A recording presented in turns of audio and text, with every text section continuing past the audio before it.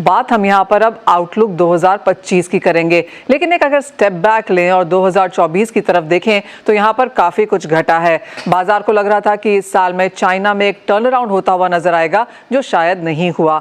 US की तरफ से ऑफ कोर्स अब यहाँ पर अनसर्टनिटी बढ़ती हुई नजर आई है, और जहाँ तक वॉर्स की बात है वो अब भी यहाँ पर जारी हैं, तो वो जियोपॉलिटिकल टेंशंस भी मार्केट्स में हैं। तो ये बहुत अचंभे की बात नहीं है कि सोने चांदी ने यहाँ पर आउट परफॉर्म किया है। करीबन 30% की तेजी के साथ यहाँ पर सोने और चांदी में कारोबार है। जहां तक बेस मेटल्स की बात है, वेल जिंक में आउट परफॉर्मेंस है, 15% की तेजी यहां पर है, लेकिन 7-8% की बढ़त यहां पर कॉपर एल्यूमिनियम में भी देखने को मिली है। जहां तक एनर्जी की बात है, वेल कच्चे तेल में यहां पर नेगेटिव क्लोजिंग इस साल में देखने को मिल रही है, लेकिन अगला साल आपको क्या कुछ दिखा सकता है, किस तरह से आपको अपना पोर्टफोलियो यहां पर कंस्ट्रक्ट करना चाहिए और क्या टारगेट्स देखने चाहिए, इसी पर करेंगे चर्चा।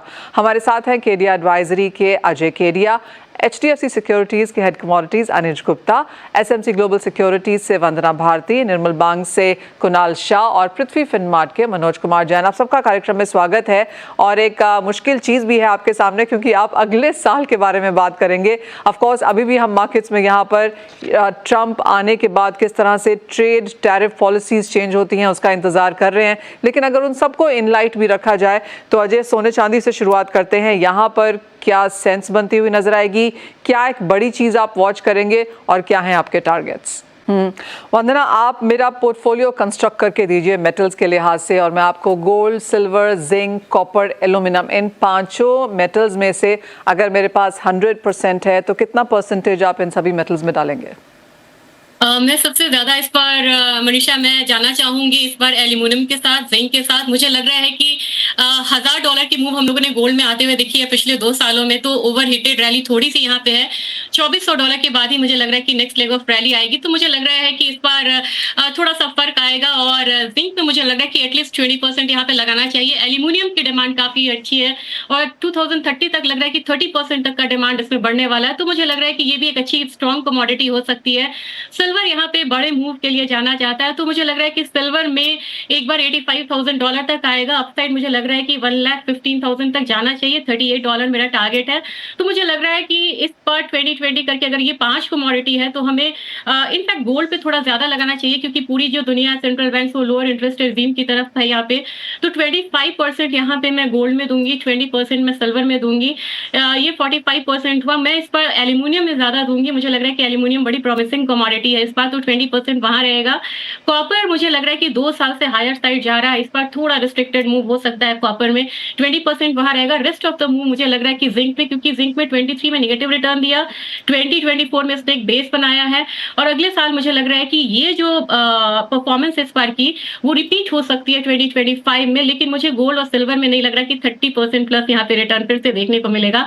तो ऑफकोर्स डबल डिजिट रिटर्न है, लेकिन 30% प्लस रिटर्न यहाँ पे गोल्ड सिल्वर में एक्सपेक्टेड नहीं है। ऑल राइट, तो क्लियरली यहाँ पर ज़्यादा जो तवज्जो है वो सोने में है। 25% की वेटेज यहाँ पर वंदना ने गोल्ड में दी है और जिंक में हैवी दी है, और 20% बाकी सब जगह यहाँ पर बांटा है। कुणाल, आपका पोर्टफोलियो ऐसा ही दिखता है या कुछ सेपरेट होगा जहाँ तक मेटल्स की बात है? जी हाँ, काफ़ी सारी कंसर्न्स हैं अगले साल में ओवर सप्लाई को लेकर, और अगर चाइना की डिमांड नहीं आती है, ईवी की तरफ रुझान ज़्यादा जाता है, तो कच्चा तेल यहाँ पर बहुत बेहतर परफॉर्मेंस नहीं देगा। इस तरह से काफ़ी सारी रिपोर्ट्स हैं।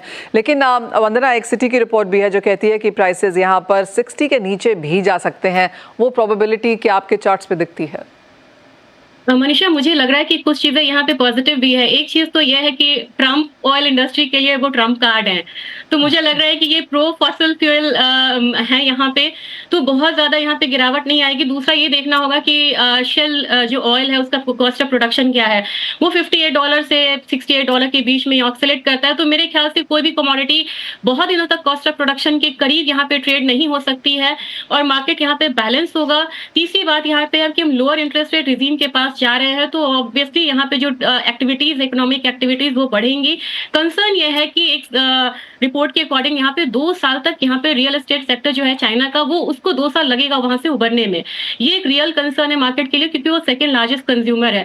लेकिन मुझे लग रहा है अगर आप चार्ट फॉर्मेशन देखेंगे मनीषा, तो मुझे लग रहा है कि यहाँ पे गिरावट जो है, वो जो फॉल कह सकते हैं पोटेंशियल, वो यहाँ पे बहुत कम है। $64 मुझे लग रहा है कि इमीडिएट देखे तो $64 से नीचे ये कमोडिटी को नहीं रुकना चाहिए, और वहां से जो बाउंस आता है तो फिर मैं कुणाल से अग्री करती हूँ, मुझे $78-80 लग रहा है।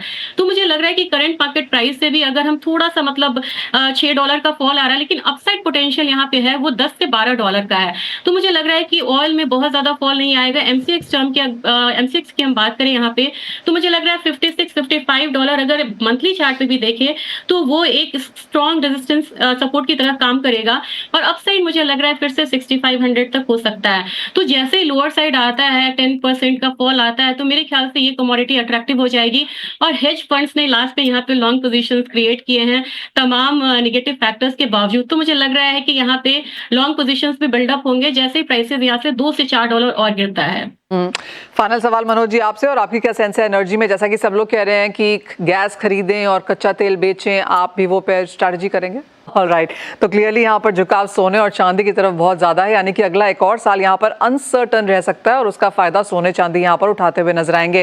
वेल, आप सभी का बहुत शुक्रिया साथ जुड़ने के लिए, हमें हेल्प करने के लिए कि किस तरह का पोर्टफोलियो हो, क्या फैक्टर्स वॉच करने हैं, और ऑफकोर्स किस तरह के प्राइस राइज या प्राइस मूव्स अगले साल में यहाँ पर देखने को मिल सकते हैं। वेल, इसी के साथ फिलहाल इस कार्यक्रम में इतना ही समय है, लेकिन आप बने रहिए CNBC आवाज पर।